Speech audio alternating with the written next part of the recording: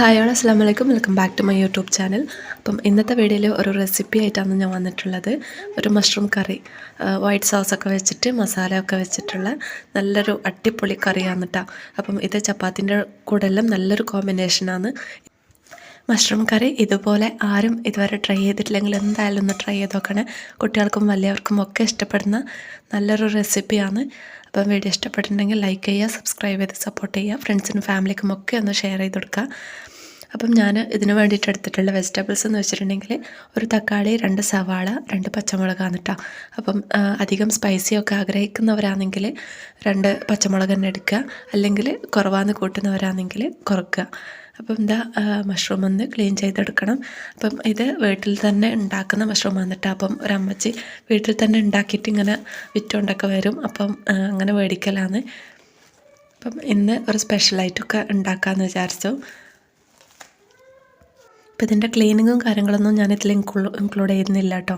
കാര്യം എല്ലാവർക്കും അറിയുന്നതായിരിക്കും എന്നൊക്കെ വിചാരിച്ചിട്ട് അതെന്തായാലും ഇതിൽ ഇൻക്ലൂഡ് ചെയ്യുന്നില്ല. അപ്പോൾ ഞാൻ ക്ലീനിങ്ങും കാര്യങ്ങളൊക്കെ ഒന്ന് കഴിഞ്ഞിട്ട് വരാം കേട്ടോ.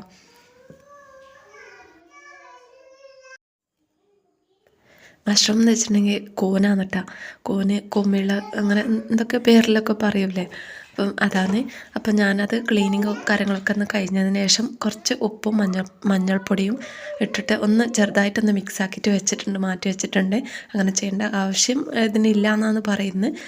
എങ്കിലും ഞാനൊരു സേഫ്റ്റിക്ക് വേണ്ടിയിട്ട് കുട്ടികൾക്കൊക്കെ കൊടുക്കുന്നതല്ലേ എന്ന് വിചാരിച്ചിട്ട് അങ്ങനെ ചെയ്ത് മാറ്റി വെച്ചിട്ടുണ്ട് കേട്ടോ. എന്നിട്ട് ഒരു പാനിലേക്ക് വെളിച്ചെണ്ണയോ ഓയിലോ ഒഴിച്ച് കൊടുക്കുക. എന്നതിന് ശേഷം ചെറുതാക്കി കട്ട് ചെയ്ത് മാറ്റി വെച്ചിട്ടുള്ള സവാളയും അതുപോലെ തന്നെ പച്ചമുളകും വഴറ്റിയെടുക്കുക കേട്ടോ. പച്ചമുളകും സവാളയും നല്ല രീതിക്കൊന്ന് എളുപ്പം വഴണ്ട് കിട്ടാൻ വേണ്ടിയിട്ട് ഇച്ചിരി ഉപ്പും കൂടെ ഒന്നിട്ട് കൊടുക്കുക. ഇപ്പോൾ അതാ നല്ല രീതിക്കൊന്ന് വഴണ്ട് കിട്ടിയിട്ടുണ്ട്. ഇനി ഇതിലേക്ക് ഞാൻ ഒരു തക്കാളി എടുത്തിട്ടുണ്ടായിരുന്നില്ലേ, അത് ഞാൻ മിക്സിയുടെ ജാറിലൊന്ന് അരച്ചിട്ടാണ് കേട്ടോ ഇതിലേക്ക് ചേർത്ത് കൊടുക്കുന്നുള്ളത്. കട്ട് ചെയ്തിട്ട് ചേർത്ത് കൊടുക്കുന്നില്ല. പുളി കൂടുതലുള്ള തക്കാളിയാണെങ്കിൽ ചെറിയ തക്കാളിയൊക്കെ എടുത്താൽ മതിയാവും കേട്ടോ. അപ്പം ഇതൊന്ന് കുക്കായി കിട്ടുന്നത് വരെ, അതിൻ്റെ പച്ചമണമൊന്ന് മാറി കിട്ടുന്നത് വരെ നമുക്കൊന്ന് വഴറ്റിയെടുക്കുക. ഇപ്പോൾ അതാ നല്ല രീതിക്ക് വെന്തൊക്കെ വന്നിട്ടുണ്ട്. ഇനി ഇതിലേക്ക് 3/4 ടീസ്പൂണോളം മാത്രം കാശ്മീരി ചില്ലി പൗഡറും കൂടെ ഒന്ന് ചേർത്ത് കൊടുക്കുക കേട്ടോ. 2 മിനിറ്റോളം നന്നായിട്ട് ഇളക്കിയതിന് ശേഷം നമ്മൾ മാറ്റി വെച്ചിട്ടുള്ള മഷ്റൂം ഇതിലേക്ക് ആഡ് ചെയ്ത് കൊടുക്കുക. എന്നിട്ട് നല്ല രീതിക്കൊന്ന് മിക്സാക്കി കൊടുത്തതിന് ശേഷം നമുക്ക് അടച്ച് വെച്ചൊന്ന് കുക്ക് ചെയ്തെടുക്കാം കേട്ടോ.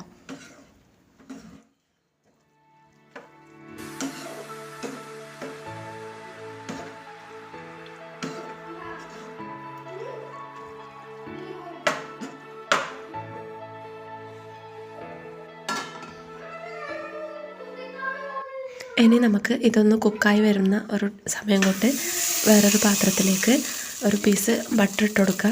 അത് നല്ല രീതിക്കൊന്ന് മെൽറ്റായി വന്നപ്പം നമുക്കതിലേക്ക് ചെറുതാക്കി കട്ട് ചെയ്ത് വെച്ചിട്ടുള്ള വെളുത്തുള്ളി പീസും കൂടെ ഒന്ന് ആഡ് ചെയ്ത് കൊടുത്ത് ഒന്ന് റോസ്റ്റ് ചെയ്തെടുക്കുക കേട്ടോ. ആ ഒരു സമയം കൊണ്ട് നമുക്ക് മഷ്റൂം ഒന്ന് കുക്കായിട്ടുണ്ടോ എന്നൊന്ന് ചെക്ക് ചെയ്ത് നോക്കാം. അപ്പം ഇടയ്ക്കിടയ്ക്ക് ഇളക്കി കൊടുത്തുകൊണ്ട് വേണം ഇതൊന്ന് കുക്ക് ചെയ്തെടുക്കാൻ വേണ്ടിയിട്ട്. ഇതിലേക്ക് കുക്കാകാൻ വേണ്ടിയിട്ടുള്ള വെള്ളമൊന്നും ഒഴിച്ചു കൊടുക്കേണ്ട ആവശ്യമില്ല കേട്ടോ. ഇതിൽ നിന്ന് തന്നെ വെള്ളം ഇറങ്ങി കിട്ടും. അപ്പം കുക്കാകാൻ വേണ്ടിയിട്ടുള്ള പാകത്തിനുള്ള വെള്ളമൊക്കെ അതിലുണ്ടാവും. അപ്പം അടച്ച് വെച്ചിട്ട് ജസ്റ്റ് ഒന്ന് ഇളക്കി കൊടുത്തുകൊണ്ട് ഒന്ന് കുക്ക് ചെയ്തെടുക്കുക. അപ്പോഴത്തേക്കും ഇതാ നമ്മുടെ വെളുത്തുള്ളി നല്ല രീതിക്കൊന്ന് റോസ്റ്റായിട്ട് കിട്ടിയിട്ടുണ്ട്. ഇനി ഇതിലേക്ക് നമുക്ക് ഒരു 2 ടേബിൾ സ്പൂണോളം മൈദപ്പൊടി ഒന്ന് ചേർത്ത് കൊടുത്ത് നല്ല രീതിക്കൊന്ന് ഇളക്കി എടുക്കുക കേട്ടോ. അപ്പം ഇത് ഇളക്കുന്നത് കുറച്ച് സ്പീഡിൽ വേണം. 2-3 മിനിറ്റോളം കൈയെടുക്കാതെ ഒന്ന് ഇളക്കി കൊടുത്തതിന് ശേഷം നമുക്കിതിലേക്ക് ഇച്ചിരി പാലൊഴിച്ച് കൊടുത്ത് നല്ല രീതിക്കൊന്ന് മിക്സാക്കി കൊടുക്കുക കേട്ടോ. ആദ്യം ഇച്ചിരി ഒഴിച്ച് കൊടുക്കുക, എന്നിട്ട് നല്ല രീതിക്കൊന്ന് മിക്സായതിന് ശേഷം മാത്രം ബാക്കി പാലും കൂടെ ഒന്ന് ഇതിലേക്ക് ചേർത്ത് കൊടുക്കുക. അപ്പോൾ അതാ ഞാൻ ബാക്കി പാലും കൂടെ ഒന്ന് ചേർത്ത് കൊടുത്തിട്ടുണ്ട്. നല്ല രീതിക്കൊന്ന് മിക്സായി കിട്ടിയിട്ടുണ്ട് കേട്ടോ. ഇനി ഇതൊന്ന് നമുക്ക് തിളപ്പിച്ചെടുക്കാം. ഇത് ഇളക്കി കൊടുത്തുകൊണ്ട് വേണം കേട്ടോ നമ്മളൊന്ന് തിളപ്പിച്ചെടുക്കാൻ വേണ്ടിയിട്ട്. അപ്പോഴത്തേക്കും നമ്മുടെ മഷ്റൂം ഇത് ഏകദേശം ഒന്ന് കുക്കായി വന്നിട്ടുണ്ട് കേട്ടോ. ഇനി ഇതിൻ്റെ ഫ്ലെയിം ഒന്ന് ഓഫ് ചെയ്ത് മാറ്റി വെക്കുക.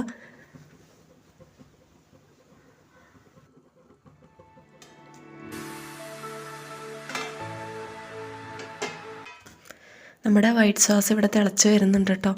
ഇനി ഇതിലേക്ക് നമ്മൾ റെഡിയാക്കി വെച്ചിട്ടുള്ള മഷ്റൂം മസാല ഇതിലേക്ക് ആഡ് ചെയ്ത് കൊടുക്കുക. മിക്സാക്കി കൊടുത്തതിന് ശേഷം ചെറുതായിട്ട് ഇളക്കി കൊടുത്തുകൊണ്ട് ഒന്ന് തിളപ്പിച്ചെടുക്കുക.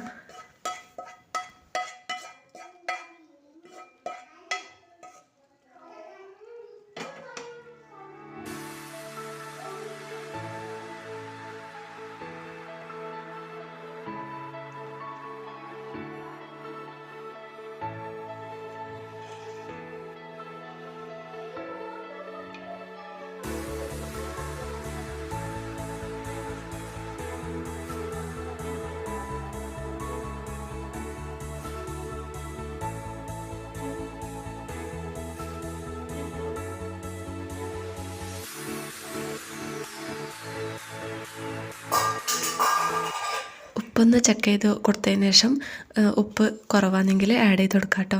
ഇപ്പം ഇതിൽ കുറവായിരുന്നു, അപ്പം ഞാൻ ആഡ് ചെയ്ത് കൊടുക്കുന്നുണ്ട്. ഇതിൻ്റെ കൂടെ തന്നെ ഒരു 1/2 ടീസ്പൂണോളം മാത്രം കുരുമുളക് പൊടിയും കൂടെ ഒന്ന് ആഡ് ചെയ്ത് കൊടുക്കുക. എന്നിട്ട് നല്ല രീതിക്ക് ഒന്ന് മിക്സാക്കി കൊടുക്കുക കേട്ടോ. ഇനി ഇതിൻ്റെ കൂടെ തന്നെ മല്ലിയില കയ്യിലുള്ള സമയമാണെങ്കിൽ ചെറുതാക്കി കട്ട് ചെയ്തിട്ട് അതും കൂടെ ഒന്ന് ആഡ് ചെയ്ത് കൊടുക്കുക. മല്ലിയില ഇല്ലയെന്നുണ്ടെങ്കിൽ ടേസ്റ്റിൽ വ്യത്യാസമൊന്നും വരില്ല കേട്ടോ. ഇല്ലെങ്കിലും കുഴപ്പമൊന്നുമില്ല, ഇല്ലെങ്കിൽ സ്കിപ്പ് ചെയ്യാം. ഉണ്ടെങ്കിൽ ആഡ് ചെയ്ത് കൊടുക്കുക, ഒരു ഫ്ലേവറിന് വേണ്ടിയിട്ട് മാത്രമാണ് കേട്ടോ. അപ്പം എന്താ നമ്മുടെ കറി ഇവിടെ റെഡി ആയിട്ടുണ്ട്. മഷ്റൂം കറി നല്ല ടേസ്റ്റാണ് കേട്ടോ. ഇതുപോലെ വെക്കുകയെന്നുണ്ടെങ്കിൽ നല്ല അടിപൊളിയാണ്. ഇത് വലിയ ലുക്കൊന്നും ഇല്ലെങ്കിലും നല്ല അടിപൊളി ടേസ്റ്റാണ് കേട്ടോ. ഇത് ചൂടോടെ കഴിക്കുകയെന്നുണ്ടെങ്കിൽ ഒരു രക്ഷയില്ല, നല്ല അടിപൊളിയാണ്. ഇത് ചപ്പാത്തിയുടെ കൂടെയൊക്കെ നല്ല കോമ്പിനേഷനാണ് കേട്ടോ. അപ്പം ചപ്പാത്തിയുടെ കൂടെ ചൂടോടുകൂടി തന്നെ ഇതും കൂടി കഴിക്കുമ്പോൾ നല്ല ടേസ്റ്റാണ്. അപ്പം എല്ലാവരും നന്നായാലും ഇതൊന്ന് ഉണ്ടാക്കിയിട്ട് ഫീഡ്ബാക്ക് ഒന്ന് അറിയിക്കണേ. അപ്പോൾ ഈ വീഡിയോ യൂസ്ഫുള്ളായെന്നും ഇഷ്ടപ്പെട്ടെന്നൊക്കെ വിചാരിക്കുന്നു. ഇഷ്ടപ്പെട്ടിട്ടുണ്ടെങ്കിൽ ആദ്യം പറഞ്ഞ പോലെ തന്നെ ഒന്ന് ലൈക്ക് ചെയ്യുക. സബ്സ്ക്രൈബ് ചെയ്യാതെ കാണുന്നവരാണെങ്കിൽ എന്തായാലും സബ്സ്ക്രൈബ് ചെയ്ത് ബെല്ലൈക്കനും കൂടെ ഒന്ന് എനേബിൾ ചെയ്ത് വെക്കുക. എങ്കിലേ ഞാൻ നെക്സ്റ്റ് അപ്ലോഡ് ചെയ്യുന്ന വീഡിയോസിനൊക്കെ നോട്ടിഫിക്കേഷനൊക്കെ നിങ്ങൾക്കൊക്കെ കിട്ടുള്ളൂ. അതുകൊണ്ടാണ്. അപ്പം ഒരു ഇമോജെങ്കിലും കമൻറ്റിൽ അറിയിക്കുക കേട്ടോ. ലൈക്ക് ചെയ്യാതെ കാണുന്ന ഒരുപാട് പേരുണ്ട്. അപ്പം അവരോടാണ് പ്രത്യേകിച്ച് പറയുന്നത്, ലൈക്ക് എന്തായാലും ചെയ്യുക. അപ്പം നെക്സ്റ്റ് അടിപൊളി വീഡിയോ വ്ളോഗൊക്കെ ആയിട്ട് കാണുന്നത് വരെ ഇൻഷാ അല്ലാഹ് ടേക്ക് കെയർ. ബൈ. അസ്സലാമു അലൈക്കും.